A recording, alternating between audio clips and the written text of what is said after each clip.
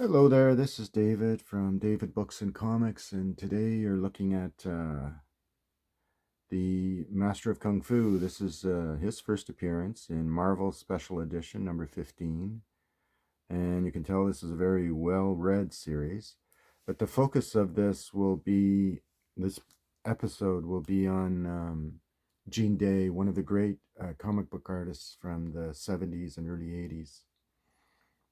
And in my view, from what I've seen, this is his best work. Now, Gene Day was born in 1951, and he grew up in Canada and lived in Gananoque, Ontario, uh, right near where Kingston is, which is about, I don't know, 30 to 40 minutes away from Kingston. It's a small little port town, and he started drawing in Canadian publications in fanzines. I believe his first artwork was doing work for a fanzine kind of pulp publication called Dark Fantasy, and there he published Charles R. Saunders' Imaro stories, which were later published by Daw Books in a three book series featuring Imaro. And but it was Gene Day who first published Charles R. Saunders' work. He went on to work for Renegade Press for Dave Sim. He inked Cerebrus the Aardvark, according to what I read in an article written by Dave Sim. He also created his own character. I believe the character was called the Black Zeppelin. And he did work for a Canadian magazine, black and white magazine publication called Orb. And that was the beginning of his published artwork.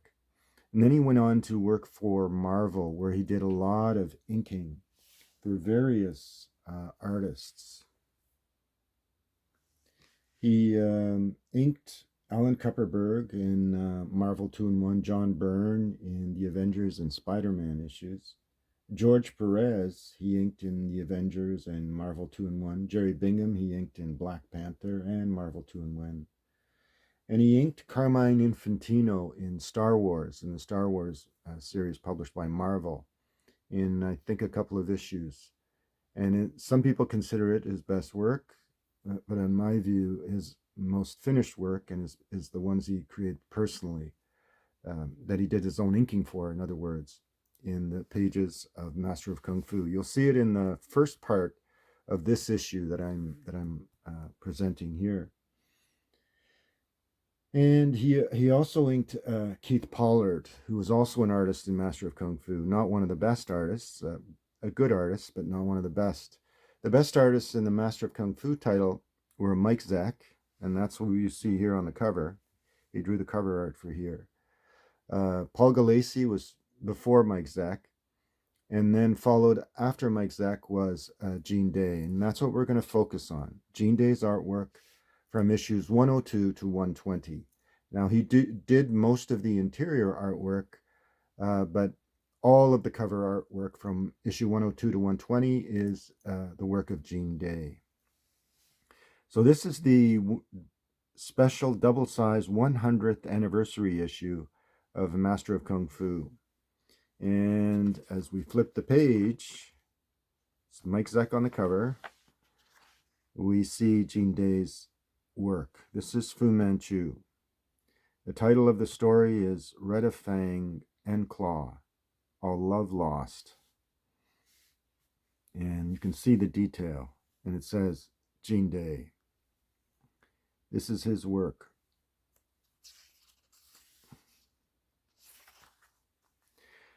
All right, so here we have the opening page. You can see his paneling is already quite different.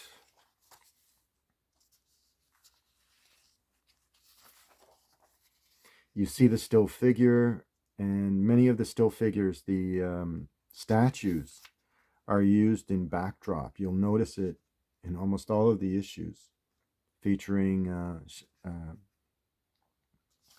featuring stories. All of the issues will have that kind of lifelike statue.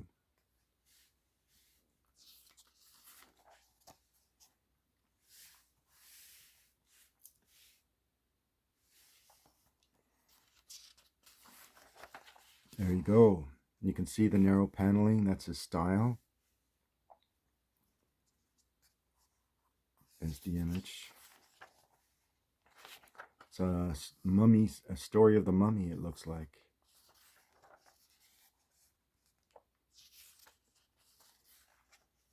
So the focus of this presentation will not be on so much on the story as it will be on the artwork. So this is where this part ends. So it's obviously a flashback because Sir Dennis here looks very young. And this is Mike Zeck's work, The Ancient Mystery.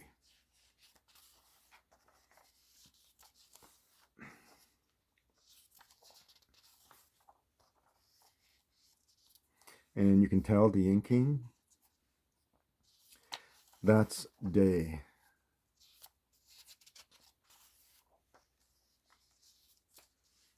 Adds to the expression of the characters and to the storyline. Again, Zeck, very creative. Mike Zeck's work here is also very creative. He's one of the better of the artists on the title.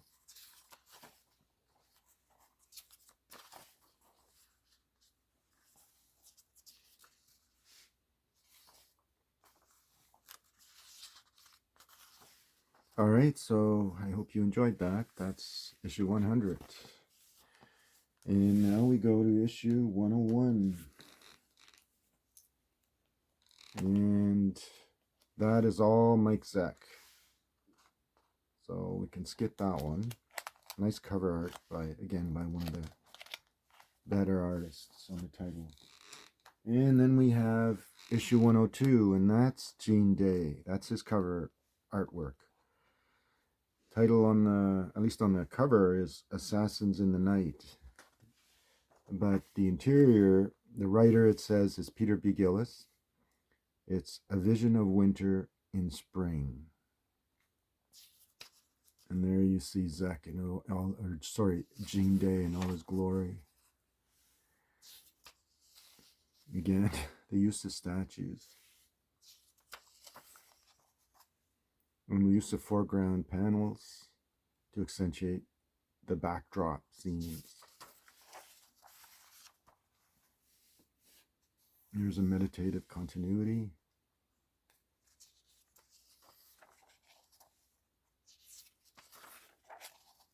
And there's the paneling. It tells the story without words.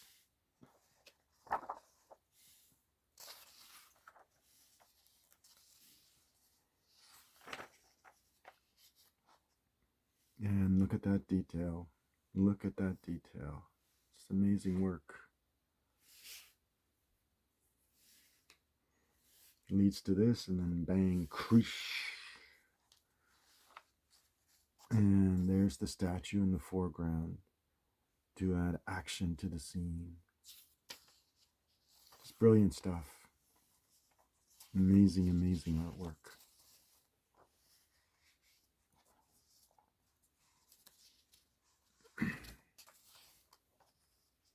And this is a homage sequence done by both Zeck and Day. It's a homage to the work of Paul Gulacy. All these scenes are from his one of his issues. And the redemption of lost art. Yeah, that looks like the work of Zeck and Day. And then we have the protagonists, for the most part, of the series. You have Blackjack Tar, Clive Reston, Liko Wu, and I think that's Jimmy Woo, but I'm not sure. And you have Shen Kuei the Cat, Juliet. You have Sir Dennis Nayland Smith, Dr. Petrie, Rufus T. Hackstabber. And then you flip. And then you have all the antagonists. You have Shen Kuei again. You have Fu Manchu in the foreground. You have from issue 16 of Marvel Special Edition, you have the Midnight, and then you have Corrine, one of his most insidious villains. Then you have Razor Fist, and you have Pavan in the side here. All these arch villains that show up in the piece. And I believe this is Fa Lo Sui, his daughter. All right, so that's that. That's issue 102. 103. Gene Day signed cover art. And you have a beautiful pastoral scene drawn with loving detail, beautiful inking, I believe of a rising sun. The publication date is August 1981. And happy faces, quiet, peaceful day. And there's a woman doing her Tai Chi. And you have the paneling, a city, a sea.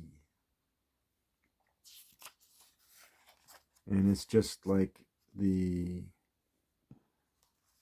calm before the storm, so to speak. As I said, this will be a focus on the artwork as it tells the story. Not so much on Doug Monk's text as it is on the art. And there's Juliet making a sudden appearance, surprise appearance. And here she tells her story.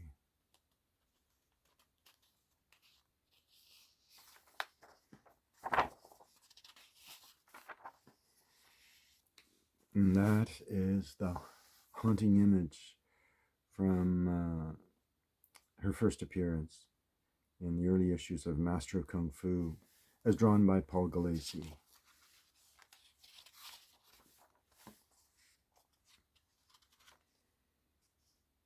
And here's where all the violence and action starts.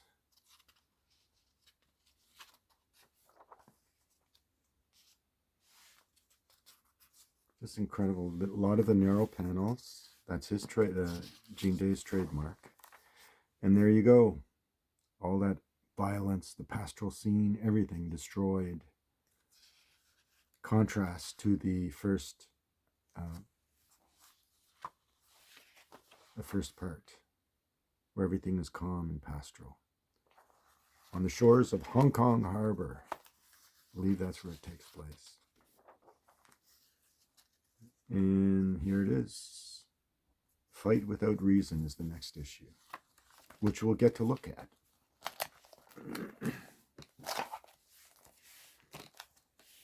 And this is issue 104.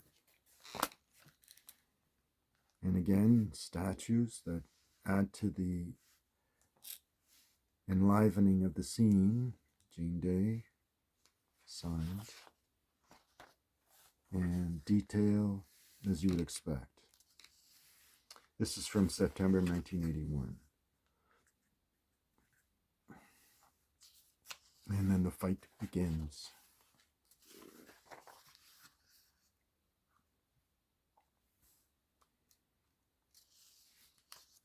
Beautiful use of paneling.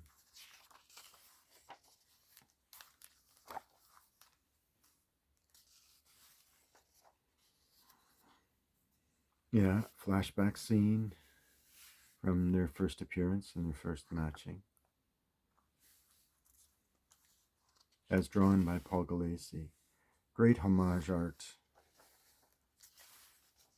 But one of the things about the continuity is that it stayed consistent thanks to the writing chores of Doug Monk and the excellent artwork of Gulacy, Zek, and Gene Day. Beautiful scene, setting of the scenes.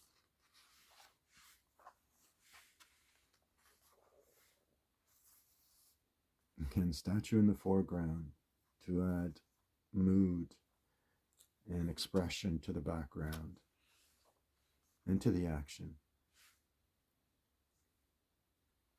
Beautiful stuff. And this is a famous Bruce Lee pose that Day photo reference to for the artwork. Excellent sequencing, so you know what to anticipate. And there's the use of paneling.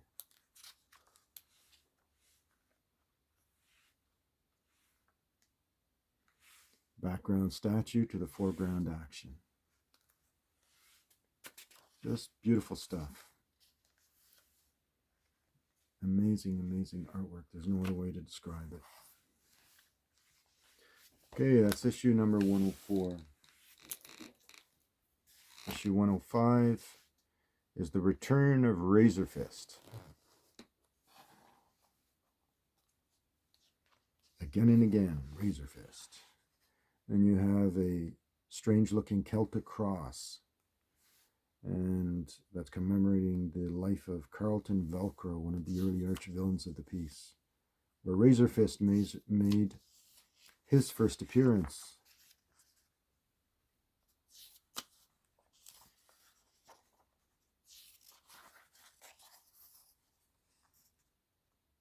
Yes, wonderful stuff. He narrows the paneling to add more to the art and to the story, obviously. And there's the homage piece to Paul Gulacy's art on Razor Fist in his first appearance. It's also from Gulacy. That's Pavan.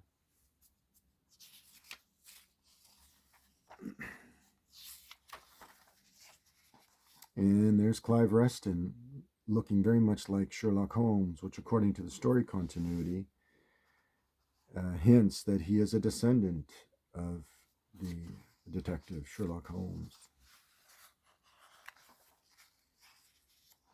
There you go. Beautiful stuff.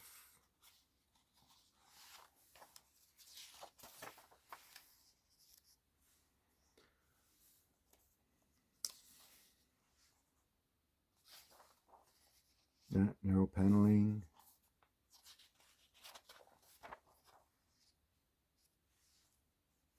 And some excellent action scenes.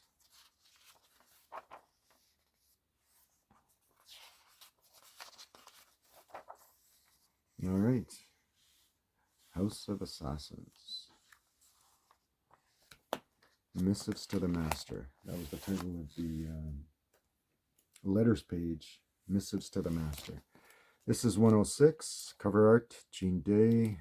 Interior art, that's Shiva in the background. The Assassin Master. And then you have all these weapons. Dangerous weapons. So the artist Gene Day, inkers Armando Gill. The editor is Denny O'Neil. And Jim Shooter is the guiding editor-in-chief.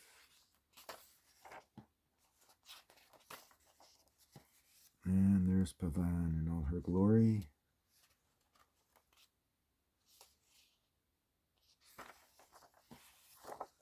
Beautiful work. Use of paneling.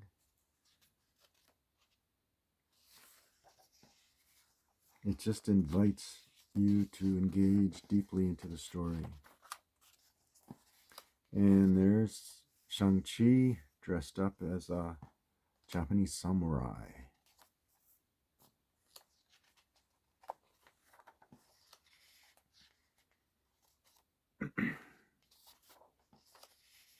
There he is, using the shurikens.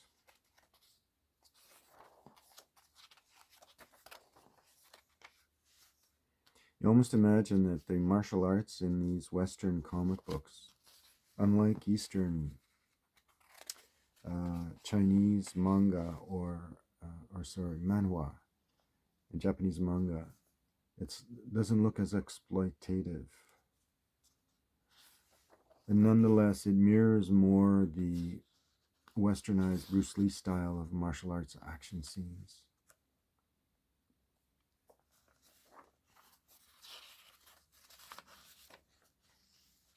All right, so this is that issue number 106.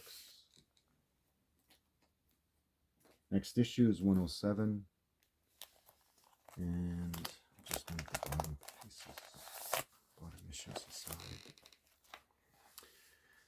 There's 107, and this one is called A Painless Result of Having Lived. Doug Monk's the writer, Gene Day and Armando Gil are the artists. Interesting use of paneling, contrasting the still image of a statue with the face of the living person in meditation.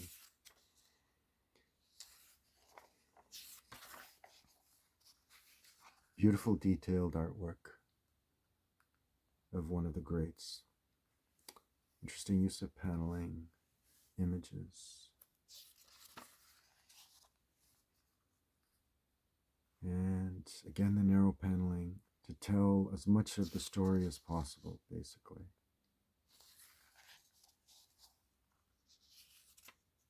Beautiful looking train, by the way. This one takes place somewhere in Europe.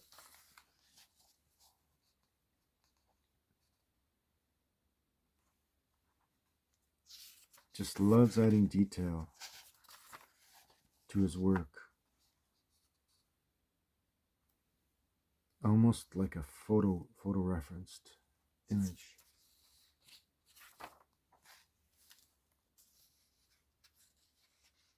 And there he is, Sata.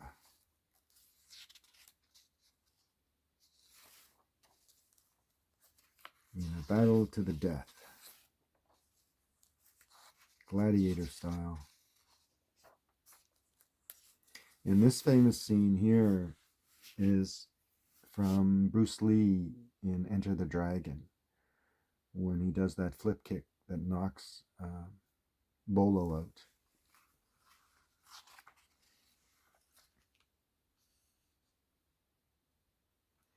All right, so that's that issue, number 107.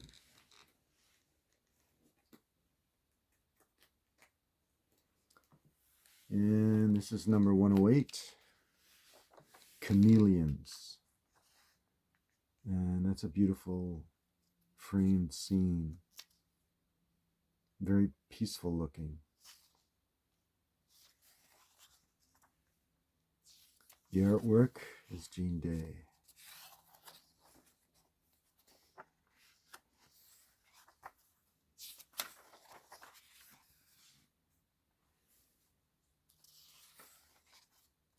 I don't know cathedral. It looks like Westminster Abbey, but I'm not sure.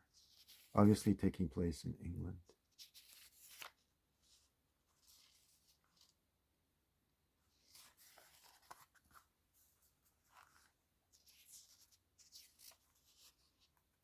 Very violent scene.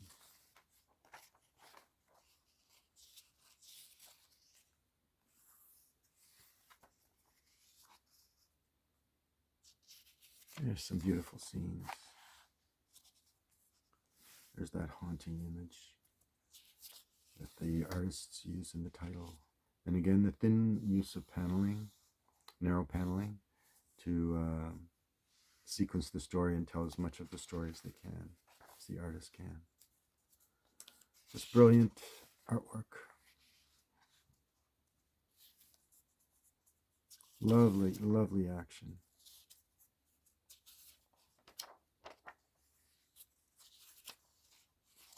All right. And there we have the Micronauts in an early appearance. All right, so that's issue number 108. Next is number 109. And we'll move this off to the side. And who did the interior art? Jean Day.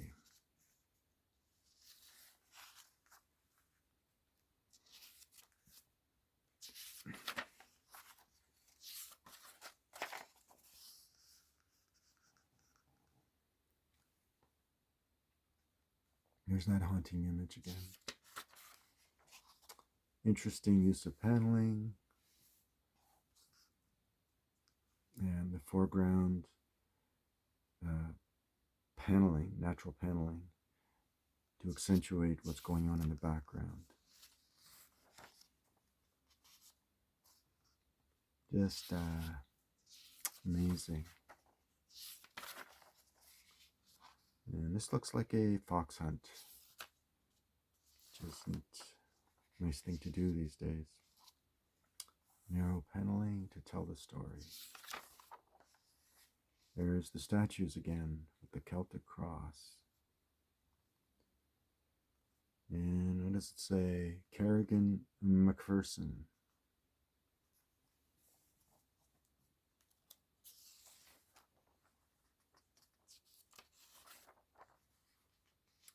Wow. You see the action taking place in the background. Day loved to set his scenes. Narrow paneling.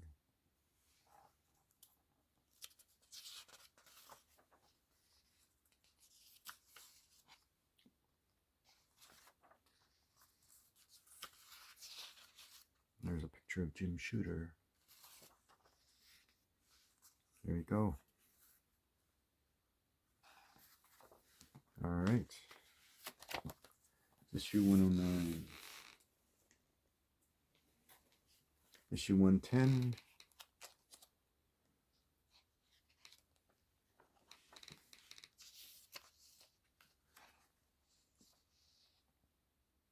This one is called Perilous Rain. Wow.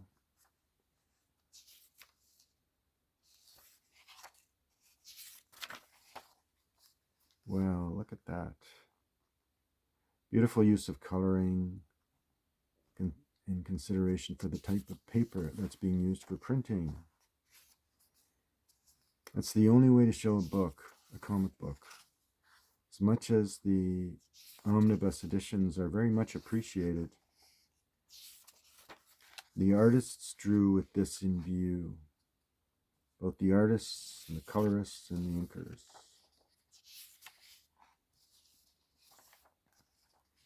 And again, the contrasting panels to frame the scene. Danger. Beautiful stuff. It only gets better as the time goes on to some of the later issues, and you'll see. So we're already into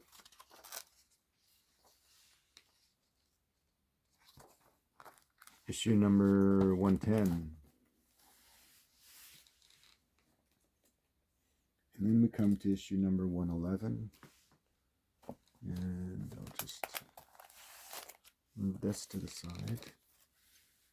Jean Day did the cover art. Interesting look at the cover. Whoa. Doug Monk, script and plot. Jean Day, art and plot. Conclusion, Gaining Slowly on Death is the title of the piece. So Deadly Rain, this time it's R-A-I-N.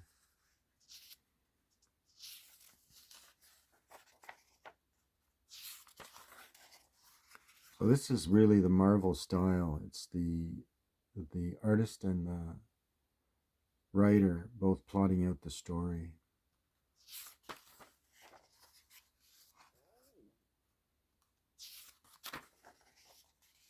There's the narrow panels to add as much of the story into the artwork.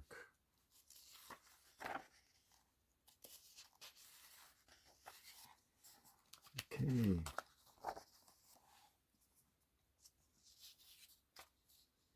And there's those movement scenes. Another beautiful train sequence. Nice, nice narrow panels, both horizontal and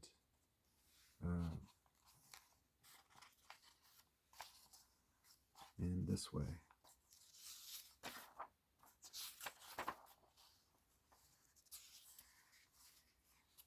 Beautiful stuff.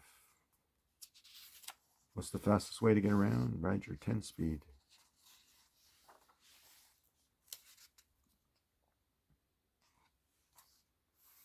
This one is totally focused on the action.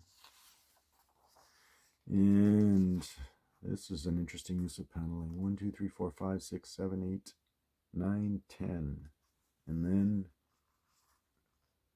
you can see that it says death. Very creative stuff. I think Jim Shooter, who was overseeing a lot of the editors at Marvel, gave the title artists a lot of leeway to create, given the success of the series that ran for all those issues, over 100 issues. So this is Gene Day cover art. So the interior art for this one is Rick Magyar and Ricardo Villamonte. So we can just go through it. The art is well done. There's no complaint. Doesn't have quite the same amount of creativity though. It's the only thing. But good artwork. We'll just do a quick flip through.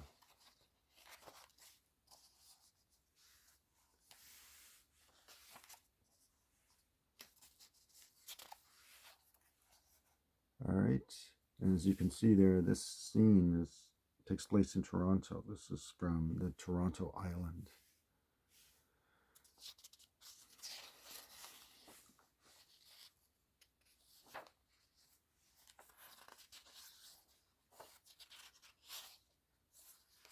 All right, so that's that. Okay, so that's issue 112. This is issue 113. Just move this to the side. You see the conditions. For the most part, the condition of the books is fine. And you can tell by the little creases on the spine. So this is issue 113. Interior art is not Gene Day. The cover art is Day. This is Magyar, Peter Magyar.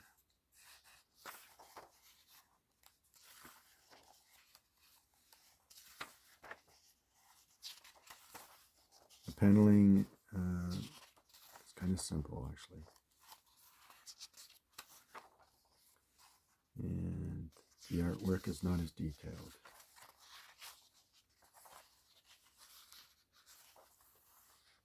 Knows how to tell a story.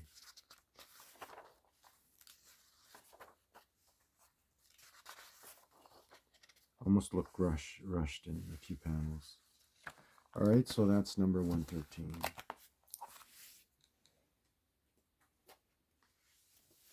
$114, Gene Day did the cover art. And interior art is Gene Day. And I think, no, it's not that issue. This issue, it's the next issue, I believe. Just beautiful stuff.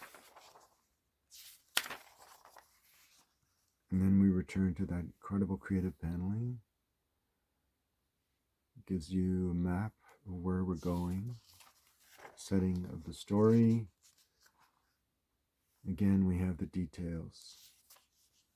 Detailed artwork, that is. The statues. And there's the action happening.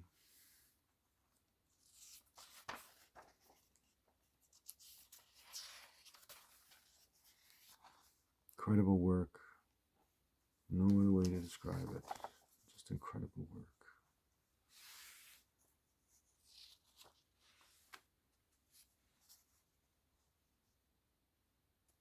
Interesting paneling. He's telling a story.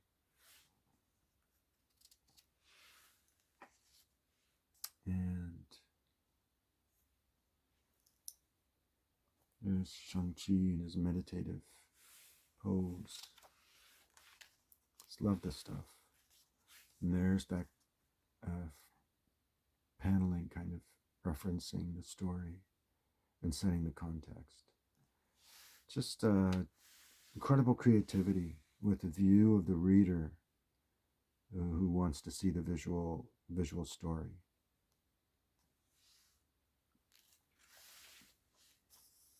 Amazing.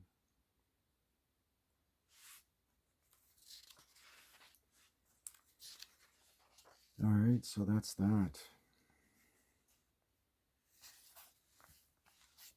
So that's issue 114. Issue 115 features the first appearance of this character, a character called the Death Dealer.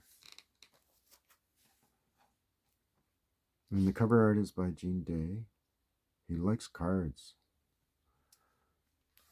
All right, so that's that. Deals.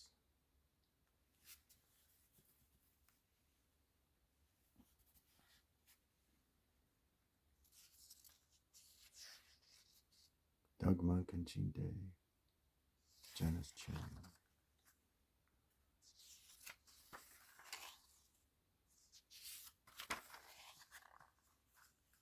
Beautiful artwork.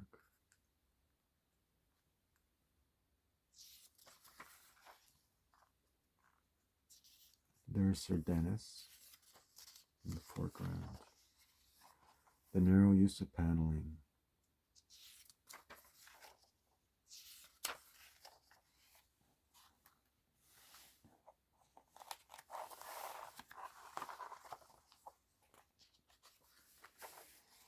That's a nice shot of Clive Reston.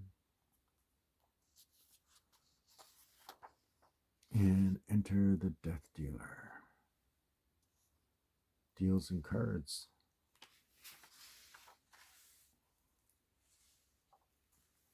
And there's an excellent use of paneling. Gene Day at his best. Beautiful work.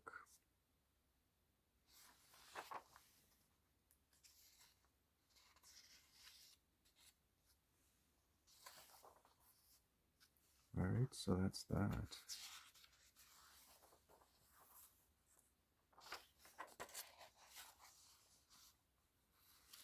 Yeah, Death Dealer will give Gambit a run for his money when it comes to the cards. All right, and there's that famous image from Paul Gulacy.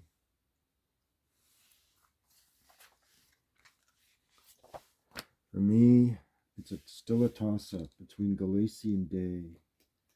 The more I examine Gene Day's work, I become more and more impressed.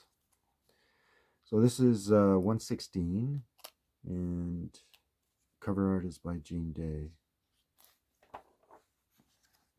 And we enter right into the paneling. Blood of his blood. What's that for a title? Penciler and inker.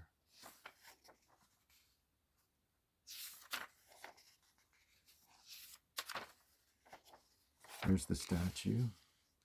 You can tell it's obviously used to express the action in the background scene.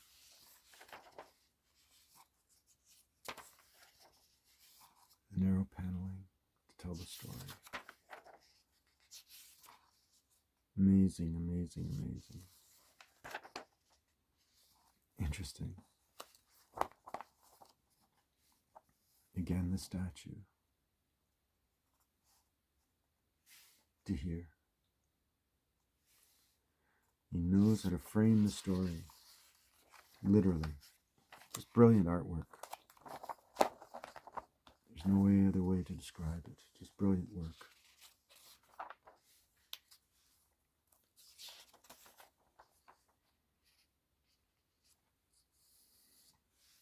Narrow paneling. And there it is. He's framing the story. Beautiful continuity on this panel, as you'll see. Incredible expression, detail. And there's Reston looking like Sherlock. And here he is, coming to the fore. Amazing. And this sequence is told in the entire 2-page sequence.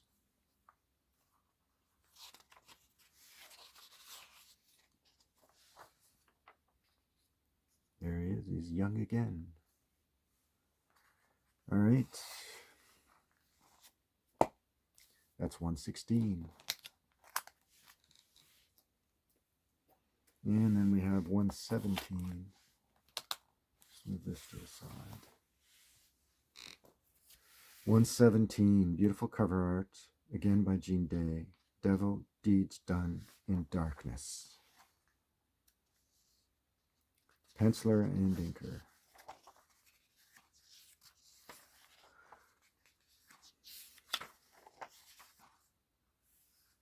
He loves stairs. That's the third or fourth time I've seen that. And he's confronting, Fu Manchu. And there's the Death Dealer. Let's see when this was published.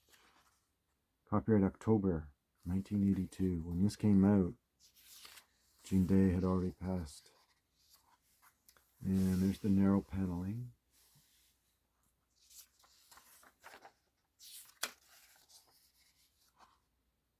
Wow. Okay, that's pretty violent. But he beat the bad guy.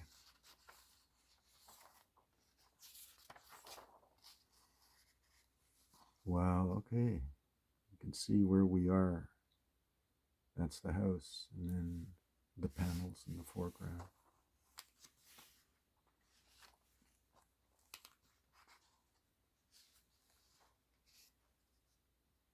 There's Liko.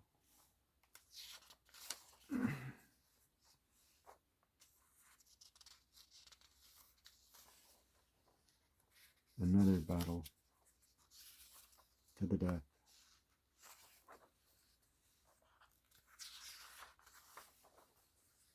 Alright, so that's that.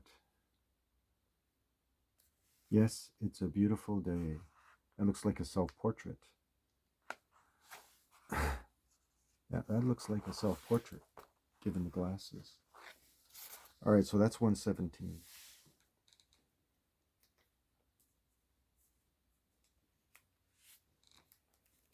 This is 118.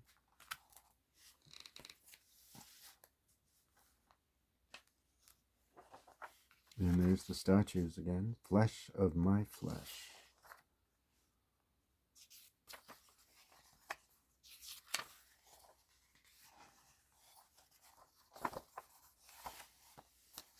And let's see. Yeah, so it's a double-sized issue. This one's a very fine copy, so gotta be careful. Nice.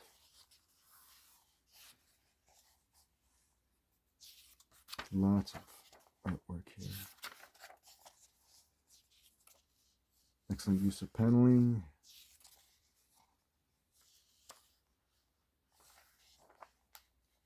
And there's Day. Whoa. Narrow panels again.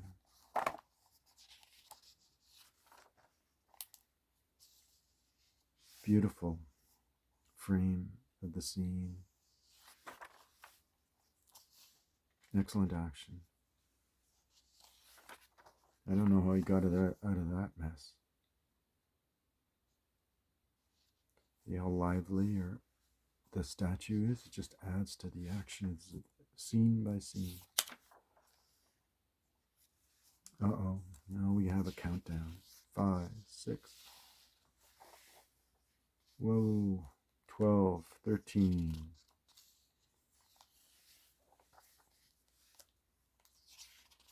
Go 19. 20, 21, 22. It's a countdown. Amazing, amazing, amazing.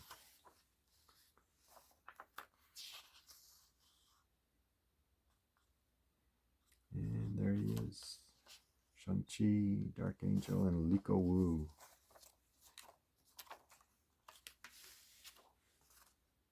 Oh, Brian Naki's Marauders.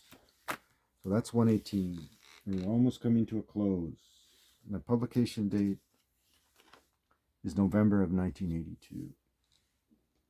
And Gene Day is still working on the title, or is the title that he worked on is being published.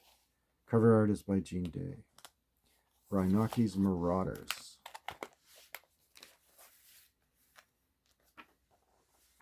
And there's Brian Naki doing a homage to his master. I believe it's Carlton Velcro, one of the creations of Paul Gulacy and Doug Monk. The artist? Oh, it's Mark Silvestri, guest penciler.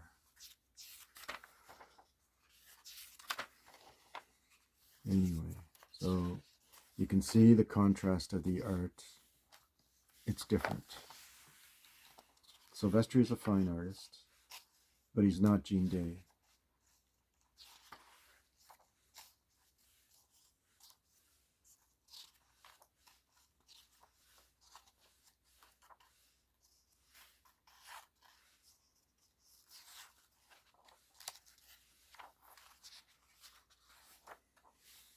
Beautiful stuff.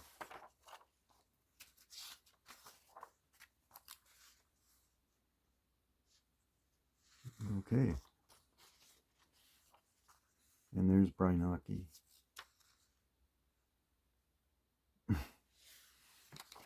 All right. Who wrote the story? Doug Monk. So the cover art is Gene Day. Just nice stuff. And this is number 120. And it's a haunting piece. Dweller by the Dark Stream. And this one is all Gene Day. Pencils and ink. This was published in January of 1983. Dweller by the Dark Stream. Again, he tells the story in the paneling. Statues. His trademark. Narrow panels and statues. But each panel is vividly detailed. And then we have beautiful image here.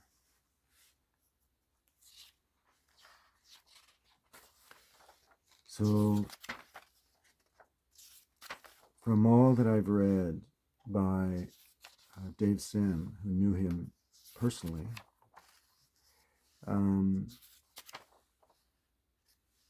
Gene Day was a workaholic. He worked long hours and didn't get enough sleep to do what he did. Obviously, he enjoyed what he did, or he wouldn't do as much as he did for the comic books with all that beautiful detail. But he died too young and left us with a legacy of just beautiful artwork. But with these things sometimes comes a lot of personal sacrifice. Anyway, I'm going to show you here one of the artwork that he did for, I forget what it was called, Chaosium or something. And it was a magazine for a game, I think. But he did a picture of an image, drew an image of Elric of Melniboné in titled Stormbringer, which I'll show there. So anyway, so it comes to a close. This was one of my longest videos, but I wanted to just showcase his artwork because he was an incredible artist, as you probably saw as I was doing the flip through, the deep dive, as they say. And so I hope you enjoyed this, and thanks for all your comments, those who've commented. The presentation was precipitated by a viewer of one of my channel when I was showcasing the early Shang-Chi issues. he commented on how much he appreciated the work of Gene Day. So I thought, okay, let me do this because I know he's an incredible artist and I'm sure people will enjoy seeing this. So I hope you enjoyed this. And thanks all for subscriptions. And as always, I appreciate the comments. It all helps the channel. All right. Thank you so much. Bye.